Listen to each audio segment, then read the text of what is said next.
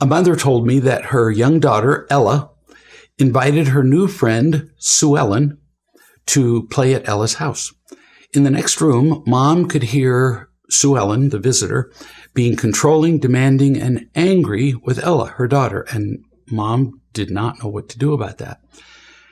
After the play date, Sue Ellen's father appeared to pick up his daughter and asked Mom how the child's experience went, or how both their experiences went. And Mom said, because she didn't know what to do, fine. But Dad wasn't done. He said, how was her mood? And then he explained that Sue Ellen could sometimes be demanding and angry, and he was concerned.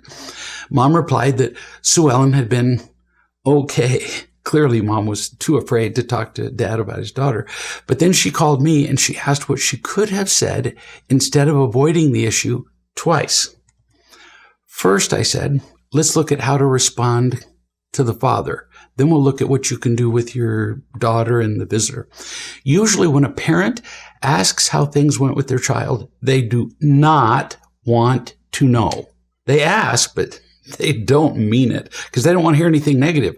So your response of fine the first time was smart. But then her father made it clear that he knew that his daughter sometimes had a problem with her moodiness. He asked you about it. So you would be loving to answer his question. Well, naturally, Mom said, what would I say? You might have said something like this. Sue Ellen can become pretty demanding and controlling.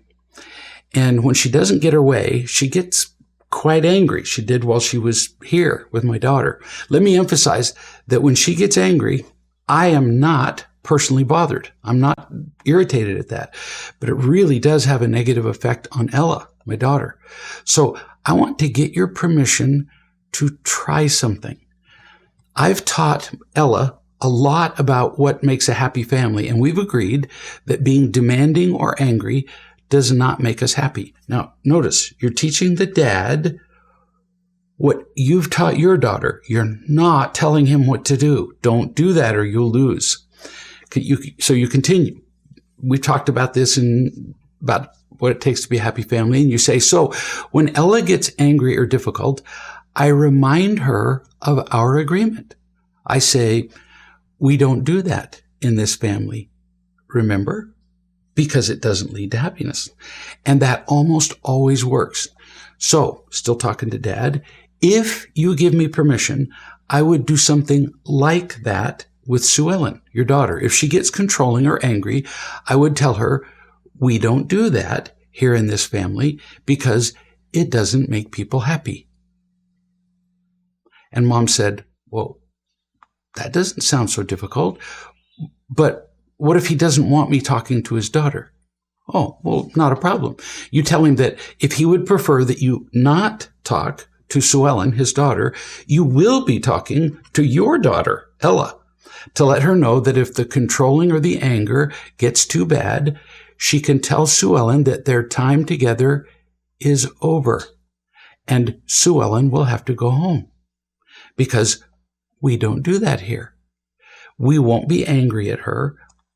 We just don't do that here. And then Mom said, well, how do I explain this to Ella? Easy. She already understands that in your family, you don't do demanding or anger.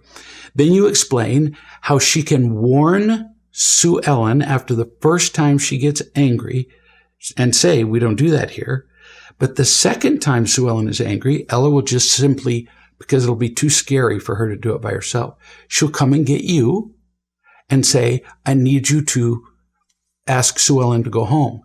Not to teach Sue Ellen. We're not trying to boss somebody else's daughter.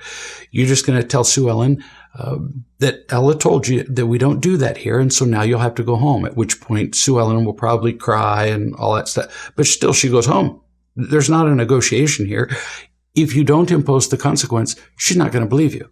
And your daughter is going to see that you don't mean it. Then keep going. Don't quit. Role play with Ella. Each of you and Ella, takes turns playing the parts of Ella and Sue Ellen so that Ella can practice talking to Sue Ellen, you, and she can hear what you would say to Sue Ellen. Her. The role playing will give your daughter the confidence to do it in real life, and actually confidence in life. As parents, we are responsible for the emotional health of our children, and we have a duty to protect them from other people who would control them or otherwise make them feel worse about themselves. That's our job to do, and this is a great example. Our children need our love, our guidance, and sometimes our protection.